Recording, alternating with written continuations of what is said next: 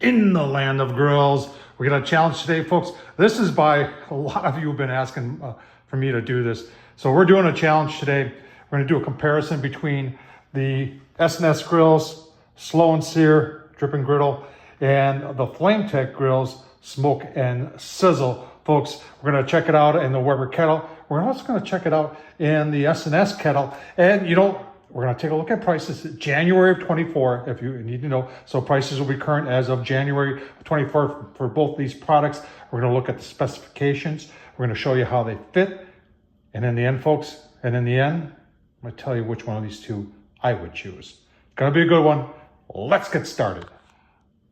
All right, let's start with SNS grills, because here's a guy that had a dream, and a lot of us have dreams, but he took it the next step. And I don't know if he wants me using his name, so I won't, but he took it the next step, and now he's got grills, he's got a Kamado, he's got a lot of cool things going on. But today we're talking about these things right here, the Slow and Sear. And these were developed to give you the opportunity to do a reverse sear, or to do have a better way of doing indirect, and at the same time giving you a water trough. So very well designed and very well made. And I've done tons of videos. You can see mine has got a lot of use over the years. And I've done a ton of videos featuring the SNS products. Like them, love them a lot. Let's talk about the Flame Tech. All right, flametechgrills.com. And this is their only product. I think they're making one. Yeah, in fact, I know they make one for a 26-inch Weber and for an 18-inch. And I think they're coming out with one for either the Smoky Joe or the Jumbo Joy. Don't quote me on that. I have only had like some email back and actually on Instagram back and forth with somebody over there. And like I said, this is their only product they're selling now. But you know what? You got to start somewhere, right? Like that. They started somewhere, and they're starting somewhere too. All right, so one of the most frequently asked questions I get is, where is it made? Now, when Slow and Sear first came out, I know for a fact they were made in the US. There is nothing, and I even looked on Amazon, because usually it has country of origin in Amazon, and that wasn't there. There was nothing saying that it was made in the US, and there was nothing saying that it wasn't made in the US. So I honestly don't know on the SNS. I can tell you when it came to the SNS grill, that when I got that had stickers, I think they're almost on each leg, or on one of the legs, that said made in China. So I'm pretty sure that's made in China. I'm not 100% sure where that's made, although if it was made in the US, they would be all over their website. Let's talk about Flame Tech. All right, so I don't have to go far to tell you where Flame Tech's made, because it's right on the back. It says Flame Tech grills made in China, designed in the USA. See it? It's right there. All right, so if you got to have something that's made in the US, here's this one made by Hunsaker. They make these barrel grills, but they also make attachments. This I know for a fact is made in the US. And I'll leave a link down below to a review I did on that one, and it's got the link to go ahead and purchase it. This does work. The only problem is that even though it's got no lip around this. If this had a lip like that, then boy oh boy, that would be right up there. All right, so what are these meant to do? And what these are meant to do is give you 2-zone cooking. It's meant to give you a charcoal zone over there, and also gives you the water trough was a great idea. And for a drip pan, you would just put an aluminum pan down, and then the SNS came out with a stainless steel dripping griddle, which and they also have a cast iron part of it too, which makes it outstanding. Let's take a look at the Flame Tech. Now the Flame Tech, basically doing the same thing, but you're using your drip pan and your water reservoir, because you can put water in here. Now, when I use this, that's what I do, is I put water in there. Makes cleanup easier. It also, if you're doing ribs or something like that, it'll add a little moisture to your cook. But this is your barrier for your charcoal. So we're doing the same thing, more or less, with this as we were doing with two products from SNS.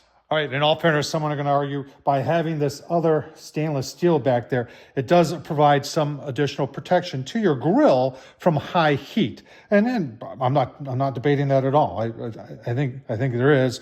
Although Weber kettles for years have had charcoal right up against the side without any issues, but this does provide another layer of protection for your grill. All right, so what are they made of? We'll start with the Slow and Sear. It's made out of 430 stainless steel, and it is 16 gauge. All right, the Flame Tech Smoke and Sizzle is also made of stainless steel. I couldn't find exactly what type. There's all different types of stainless steel. And it is also 16 gauge. And I also found out that this reservoir will hold 32 ounces of water, which I believe is going to be comparable or maybe even a little bit larger than the Slow and Sear. Take a look at price. Like I said, this is January of 2024. And you see for the 22 inch, for the Flame Tech Smoke and Sizzle, it is $70. The SNS, now I've got the one that's got the grate in the bottom. I don't think that'd be a fair comparison. So in all reality, we should go with the Slow and Sear that's open on the bottom. And to be honest with you folks, I would get this one anyway, because the one I've got right there, the ash holds up too much on that grate. Your regular charcoal grate on your Weber is just fine. So for the Slow and Sear, and it does have the water trough in it, it is $80. Now, if you got to have the dripping griddle, and they've got a whole thing, the stainless steel one, like I have, is $95, and then I also have the cast iron, and that's $65. And then it looks like the most inexpensive one is a porcelain coated steel, and that's $60. All right, everybody has the right to ask which one's going to burn the charcoal for the longest. And the best way to do this is, folks, to just see who holds the most charcoal, right? So I've got B&B, you know how I love B&B charcoal, and we're right up to the tabs. And in fact, I'd probably have to rearrange here so the grate would not be sitting on the charcoal. We're going to pull that out on the side, and then we're going to put our Smoke and Sizzle on backwards so you can see. And we're just going to pour or dump charcoal from Slow and Sear into the old Smoke and Sizzle.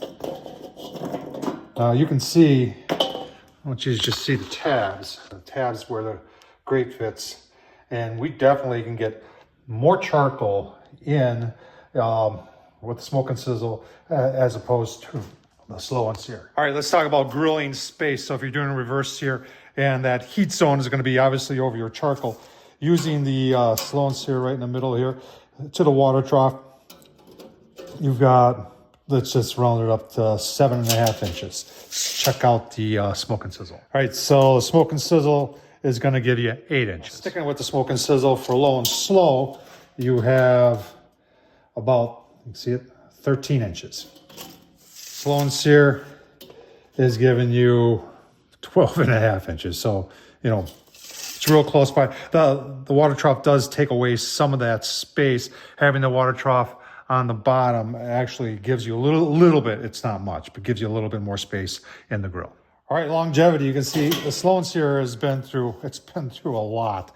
And there's, you know, people talk about stainless steel all the time. And you got to remember that stainless steel in its pure form is relatively weak. It's weaker than steel. And that's why you see different grades of stainless steel that actually has carbon steel in it. And the reason that's done is to give your stainless steel some strength, but it also gives you potentially a little bit of rust. The Slow and Sear, I'm going to say 5 years I've had this, and it's been through a lot, and it's, in my opinion, it's held up real well. The trough does not leak. I know they have a pretty decent warranty. Now let's talk about the Flame Tech. Well, the Flame Tech's new on the market. Time is going to tell. You can see already from the charcoal that it's, but it's, you know, and you look up here and you see, you think that's rust, but actually I think it's grease. I didn't clean that off good enough. If I took a Brillo pad to that, I bet you that would all clean up. So, and they also have a warranty with their product that's comparable to the Slow and Sear. What's left to do? I got to tell you which one I would pick. All right, first things first, both these products work. There's nothing wrong with either one of them. They both do what they're intended to do. Hats off to SNS, because through the years I've watched this company grow, and it's been very, very impressive. And they are based here in the United States. I have a feeling this stuff is made in China, though. I know when they first started it was American made. The Flame Tech. The Flame Tech is doing everything that this can do with the dripping griddle. It's all in one. And a lot of us, you know, when it comes to price, and that's unfortunately we live in these days and ages where, you know, the money's tight. And if you want to spend your money, you want to get as much as you can, you know, bang for your buck. So as much as it hurts me, because I don't want to take away from Slow & Sear. Great products. I love their grill. But I tell you what, when it comes to doing the job, the Flame Tech Smoke and Sizzle, I'm sorry, Slow & Sear. That's my choice right there. It just does better. If somebody took a look and said, I think I can do this better and cheaper. Now, cheaper is definitely true. Is it better? I honestly, I think so, because you've got a one-piece unit here that redirects the air up and over. When you're using the Slow & Sear and you add in the dripping griddle, you're not getting as tight of a fit as you are with the Flame Tech. It just does a better job. That's my choice right there. What's your choice? Hopefully it's watching Tom Horseman on YouTube. But I'll leave a link down below. The Flame Tech, I'll leave a link down below. Slow & Sear. I'll leave a couple videos I've done with the Slow & Sear and a couple videos I've done with the Smoke and Sizzle. If you're interested, Tom Horseman on YouTube. I hope you're interested. Don't forget to like and subscribe. Thanks for watching, folks.